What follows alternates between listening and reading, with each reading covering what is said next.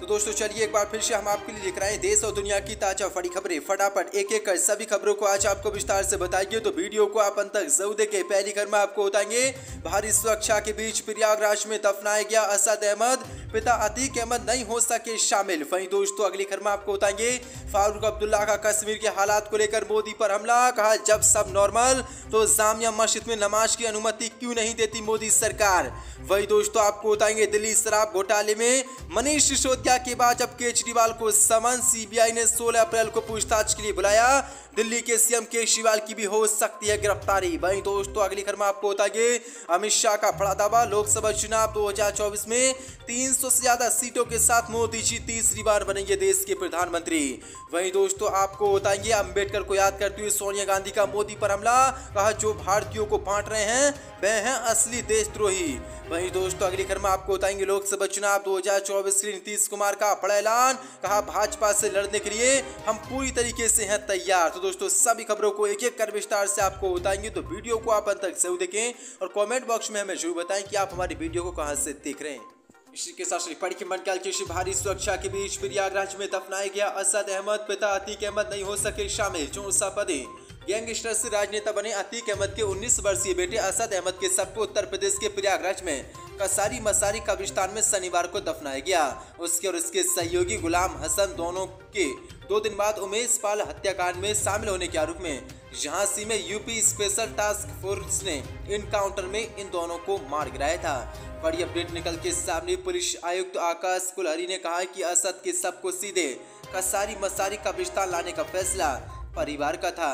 बड़ी अपडेट निकल के सामने असद को कसारी मसारी कब्रिस्तान में दफनाया गया है, जहां उनके दादी सहित अन्य सभी रिश्तेदारों को दफनाया गया था। अतीक के पिता फिरोज अहमद की कब्र के बगल में असद की कब्र खोदी गई है। मौजूदा लोगों में अतीक की बहन शाहीन बेगम भी शामिल है, लेकिन बड़ी अपडेट निकल के सामने आ रही है अपने बेटे की दफन में अतीक अहमद शामिल नहीं हो सके और शाहिस्ता परवीन भी शामिल नहीं हो सकी। जो बड़ी अपडेट निकल के सामने आ रही है। इसी के साथ दूसरी बड़ी के मन कैलकुलेशन फारूक अब्दुल्ला ने कश्मीर के हालात पर उठाए सवाल, कहा जब सब कुछ नॉर्मल तो जामिया मस्जिद में नमाज की इजाजत क्यों नहीं। 64 पदे नेशनल कॉन्फ्रेंस के अध्यक्ष और पूर्व मुख्यमंत्री डॉक्टर फारूक अब्दुल्ला ने ऐतिहासिक जामिया मस्जिद में जुमे उल विदा नमाज की अनुमति नहीं देने के लिए जम्मू प्रशासन को फटकार लगाई।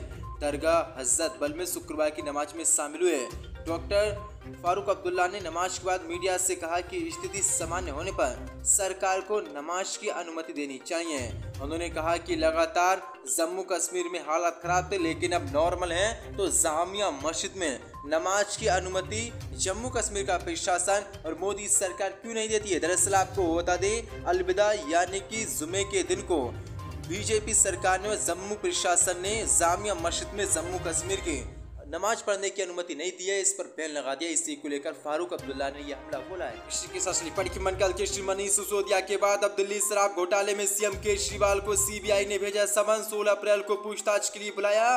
केजरीवाल भी हो सकते हैं गिरफ्तार। 64 पदे दिल्ली आबकारी नीति मामले में हुए कथित घोटाले की जांच की आंच अब दिल्ली के मुख्यमंत्री अरविंद केजरीवाल तक पहुंच गई है। दरअसल सीबीआई ने आम आदमी पार्टी के संयोजक और दिल्ली के मुख्यमंत्री अरविंद केजरीवाल को पूछताछ के लिए बुलाया है। सीबीआई ने सीएम केजरीवाल को समन जारी कर 16 अप्रैल को सुबह 11 बजे पूछताछ के लिए हाजिर होने को कहा है। इस मामले में दिल्ली के पूर्व उप मुख्यमंत्री मनीष सिसोदिया पहले ही जेल में बंद हैं, लेकिन अब बड़ी अपडेट निकल के सामने आ रही है दिल्ली के मुख्यमंत्री अरविंद केजरीवाल को भी सीबीआई ने पूरी तरीके से अब फंसाने का काम शुरू कर दिया है। समन जारी कर 16 अप्रैल को पूछताछ के लिए बुलाया है, जिसके बाद कयास लगाया जा रहा है कि मनीष सिसोदिया की तरह दिल्ली के मुख्यमंत्री अरविंद केजरीवाल की भी सीबीआई गिरफ्तारी कर सकती है। जो दोस्तों बड़ी अपडेट है। इसी के साथ पढ़ी के मन कैलकुलेशन अमित शाह का बड़ा दावा, कहा लोकसभा चुनाव 2024 में 300 से ज्यादा सीटों के साथ मोदी जी तीसरी बार बनेंगे देश के पीएम। 64 पदे अगले साल देश में लोकसभा चुनाव होने वाले हैं। अब इसी को लेकर गृह मंत्री अमित शाह ने बड़ा दावा करते हुए कहा कि अगले लोकसभा चुनाव में भाजपा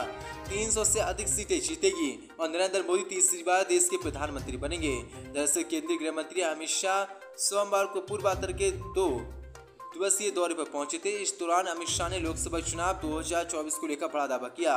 उन्होंने कहा कि भाजपा 2024 के लोकसभा चुनाव में शानदार प्रदर्शन करेगी।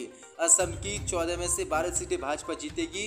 यही नहीं, उन्होंने ये भी कहा कि देश भर में भाजपा 300 से ज्यादा सीटों पर विजय होगी और मोदी जी तीसरी बार भारत के प्रधानमंत्री बनेंगे। जो बड़ी अपडेट है, बड़ा दावा अमित शाह ने किया। आप देखते हैं लोकसभा चुनाव में भाजपा कितनी सीट जीत सकती है। पढ़ के मन अम्बेडकर को याद करते हुए सोनिया गांधी का मोदी सरकार पर बड़ा हमला। बोले जो भारतीयों को बांट रही है वही है असली देशद्रोही। जो शपथ देश के संविधान निर्माता डॉक्टर भीमराव अंबेडकर की कल 133वीं जयंती थी। इस मौके पर भीमराव अंबेडकर को याद करते हुए सोनिया गांधी ने मोदी सरकार पर जोरदार हमला बोला है। सोनिया गांधी ने कहा कि आज मोदी सरकार एक अभियान के तहत संवैधानिक संस्थाओं को नष्ट करने और गलत तरीके से इस्तेमाल कर साथ ही न्यायपालिका के ऊपर दबाव बना रही है।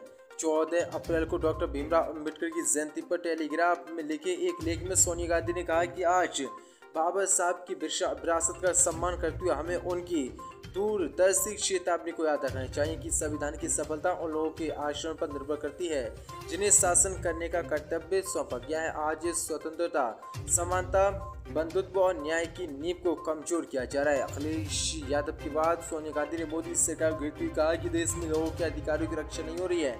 इतना ही नहीं, लोगों को परेशान किया जा रहा है, लोगों पर कानून का दुरुपयोग किया जा रहा है, जिससे स्वतंत्रता को खतरा पैदा हो गया। हर क्षेत्र में चुने हुए दोस्तों के साथ पक्षपातपूर्ण व्यवहार से समांतर पर हमला किया जा रहा है। सोनिया गांधी ने कहा कि असली देशद्रोही वो हैं जो धर्म, भाषा और जाति और लिंग के आधार पर भारतीयों को एक दूसरे के खिलाफ विभाजित करने के लिए अपनी शक्ति का दुरुपयोग कर रहे हैं। शुक्र है शासन के प्रयासों के बावजूद लोग एकजुट हैं। नफरती गैंग को लगा बड़ा झटका। शाहरुख खान के नाम एक और खिताब। दुनिया के 100 सबसे प्रभावशाली लोगों की लिस्ट में किंग खान का नाम शामिल। जो शपथें गोबर भक्तों को आज एक और बड़ा झटका लगा। दरअसल आपको बता दें, बॉलीवुड के किंग खान शाहरुख खान और दक्षिण भारतीय फिल्मों के जाने माने निर्देशक एस राजामौली टाइम्स मैगजीन की 100 सबसे प्रभावशाली लोगों की लिस्ट में शामिल हो गए हैं। टाइम्स मैगजीन ने दुनिया से 100 सबसे इन्फ्लुएंस लोगों की लिस्ट जारी की है। इसमें शाहरुख खान के साथ फिल्म निर्देशक एस राजामौली का नाम भी शामिल है। दीपिका पादुकोण ने शाहरुख खान की तारीफ करते हुए लिखा कि किसी के लिए जो उन्हें बहुत करीब से जानता है और उनकी गहराई से देखभाल करता है, उसके लिए 150 शब्द कभी न्याय नहीं करेंगे, जो कि शाहरुख खान है। शाहरुख खान को हमेशा के लिए सबसे ग्रेट एक्टर में से एक के रूप में जाना जाएगा, लेकिन जो चीज़ उन्हें सबसे अलग करती है वह है उनका दिमाग, उनकी शिष्टता, उनकी उदारता। ये लिस्ट बहुत लंबी है। जो बड़ी अपडेट निकल के सामने आ रही है। बड़ी अपडेट है, शाहरुख खान 100 सबसे प्रभावशाली लोगों की लिस्ट में शामिल हो चुके हैं। पढ़ के मन अतीक अहमद के बेटे असद अहमद के इनकाउंटर को लेकर फिर ओवैसी का योगी सरकार पर बड़ा हमला। बोले मेरे और अकबरुद्दीन ओवैसी के ऊपर भी चली थी गोलियां, लेकिन हम बच गए। जो शपथ गैंगस्टर अतीक अहमद के बेटे असद अहमद और शूटर गुलाम के इनकाउंटर में मारे जाने के बाद अब समाजवादी पार्टी समेत सभी पार्टियों ने योगी सरकार को घेरना शुरू कर दिया है। अब इसी क्रम में AIMIM चीफ असदुद्दीन ओवैसी ने योगी सरकार पर जोरदार हमला बोलते हुए इनकाउंटर का विरोध किया है। ओवैसी ने कहा कि इनकाउंटर से लोगों का कानून पर विश्वास कम होता है। 1994 में मैं विधायक था, तब भी इनकाउंटर्स के खिलाफ था और आज भी हूँ। इनकाउंटर से लोकतंत्र पर लोगों का भरोसा कम हो जाता है। मेरे भाई अकबरुद्दीन ओवैसी पर भी हमला हुआ था, लेकिन वो बच गए। आज भी भाई की पहली जैसी सेहत नहीं है। तब बहुत लोगों ने ताने मारे थे। मैंने तत्कालीन हैदराबाद पुलिस कमिश्नर को बोला था कि आरोपी को सुरक्षा दे। मैं सिर्फ ये कह रहा हूँ कि कानून का राज होना चाहिए। मुझ पर भी पिछले साल गोलियां चली थी, लेकिन हमने नहीं कहा कि उनका इनकाउंटर कर दो। हम इनकाउंटर के खिलाफ हैं। असद और गुलाम के इनकाउंटर पर असदुद्दीन ओवैसी ने आगे कहा कि सरकार बोल रही है कि पीछे से टीम आई, लेकिन पीछे तो दीवार है। कानून को कोई अपने हाथ में नहीं ले सकता। आप त्योहार का माहौल क्यों बना रहे हैं? AIMIM चीफ ने आगे कहा कि आपके पास सबूत था तो आप सजा दिलाते। अतीक को कोर्ट में सजा दी है। अशरफ भी कोर्ट में अपना काम कर रहा है। Uttar Pradesh special task force ने गुरुवार को झांसी में असद और गुलाम का इनकाउंटर किया था। दोनों पर 5 लाख रुपए का इनाम था, लेकिन अब बड़ी अपडेट निकल के सामने। असदुद्दीन ओवैसी ने इसी को लेकर एक बार फिर से भाजपा पर यह हमला बुलाकर कहा है कि मुझ पर और मेरे भाई अकबरुद्दीन ओवैसी पर भी हमला हुआ था, लेकिन हम बच गए। लेकिन हमने कभी ये नहीं किया कि जिन लोगों ने हम पर गोलियां चलाई उनका इनकाउंटर कर दिया है, शायद इसलिए हम इनकाउंटर के सूर से खिलाफ हैं और जो बीजेपी ने किया ये पूरी तरीके से गलत है। दोस्तों चलिए आज 15 अप्रैल सुबह देश की ताजा बड़ी खबरें आपको लेकर हाजिर हैं। चलिए दोस्तों सबसे पहले डालते हैं सिर के ऊपर। कर्नाटक विधानसभा चुनाव से ठीक पहले मोदी को लगा एक और बड़ा झटका। बीजेपी के पूर्व deputy CM Laxman Savadi Congress party में हुए शामिल। लखनऊ में मायावती ने चला मुस्लिम कार्ड, मेयर पद के लिए सरवर मलिक की पत्नी शाहीन बानो को